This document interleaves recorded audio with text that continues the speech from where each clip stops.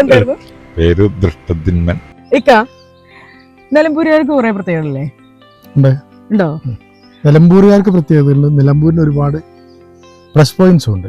അതെ, അതേപോലെ നിലമ്പൂരുകാർക്ക് വേണ്ട കുറെ കാര്യങ്ങളും കൂടെ ഉണ്ടാവില്ലേ? വേണ്ടാത്തതുമില്ലേ? അത് വേണ്ട. നമുക്ക് നിലമ്പൂരിന് എന്തൊക്കെയുണ്ട്? നിലമ്പൂർക്കാർക്ക് മാത്രമായിട്ടുള്ള കുറെ കാര്യങ്ങളുണ്ട്. അതുപോലെ നിലമ്പൂരിന്റെ മറ്റു കാര്യങ്ങളിലേക്ക് പ്ലസ് പോയിന്റ്സ് പറയുന്നുണ്ട്. ഒരുപാട് ആവശ്യങ്ങളുണ്ട്, നികത്താത്ത ഒരുപാട് കാര്യങ്ങൾ. നിലമ്പൂരുകാരിൽ നിന്നും ചോദിച്ചാലോ? നോക്കാം,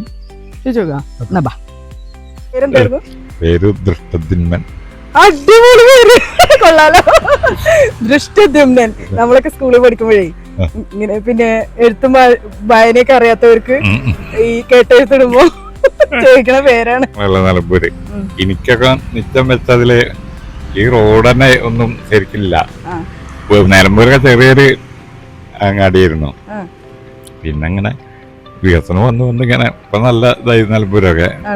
4 മണി കഴിഞ്ഞിട്ട് ഇപ്പം കാലാവിക്കുള്ള റോഡ് അങ്ങനെയും രാമൻകുത്ത് മുതൽ ഇങ്ങോട്ടും. അപ്പൊ അവിടെ എന്തായാലും ട്രാഫിക് അത്യാവശ്യമാണ്. അതെ അതെ. അവിടെ ഭയങ്കര തിരക്കും, ഏത് സമയം തിരക്കാണ് അവിടെ. ചന്തക്കുന്ന്.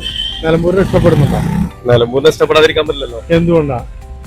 എന്തുകൊണ്ടാന്ന് ചോദിച്ചാല് ഇവിടെ ഒരു നല്ലൊരു മതസൗഹൃദമുള്ള നാടാണ്. അതന്നെ കാര്യല്ലേ, എല്ലാ ജാതിക്കാരും ഉണ്ടായിരുന്നു. അതിന്റെ അപ്പുറം നിലമ്പൂർ ഒരുപാട് പ്രകൃതിരമണീയ സ്ഥലമാണ്, ടൂറിസം ആണ് ഉള്ള സ്ഥലമാണ്. നിലമ്പൂർ എന്ന് പറഞ്ഞാൽ ലോകത്തിലെ ഏറ്റവും അറിയപ്പെടുന്ന ഒരു സ്ഥലം തന്നെയാണ്. ഏത് സ്ഥലത്ത് നിന്ന നിലമ്പൂർക്കാരന് പറഞ്ഞാല് പ്രത്യേക ഒരു ചോദ്യങ്ങൾ ആൾക്കാർ. അതായത് നമ്മളെ ഈ നാട്ടിൽ ഇവിടെ ബ്ലോക്കിനെ പറ്റി വല്ലാതെ എല്ലാവരും പറയും. നിങ്ങളെ നാട്ടിൽ കൂടെ വന്നാല് ഭയങ്കര ബ്ലോക്കാണ്. നിലമ്പൂരോട്ട് തേക്ക് മുസ്ലിം വരെ എത്താനെ കുറച്ച് പാടാണ്. അത് എല്ലാവരും പറയുന്നത് ട്രാഫിക് പ്രശ്നം. അതാണ് കാര്യമായിട്ട് എല്ലാവരും പറയുന്നത്. വേറെ വലിയ മൈനസ് എല്ലാവരും പല പറയണ കേട്ടില്ല അതിനെ പറ്റി. ഇങ്ങനെ ആവണമെന്ന് ആഗ്രഹിക്കുന്നുണ്ടോ? ഇനി ഇത് വന്നാൽ നന്നായിരുന്നു. അങ്ങനെ നമുക്ക് നിലമ്പൂർ ബൈപ്പാസ് തരണം എന്നുള്ള ഒരു ആഗ്രഹമാണ്. അത് ശരിയായിരിക്കും. അങ്ങനെ പ്രതീക്ഷിക്കാം.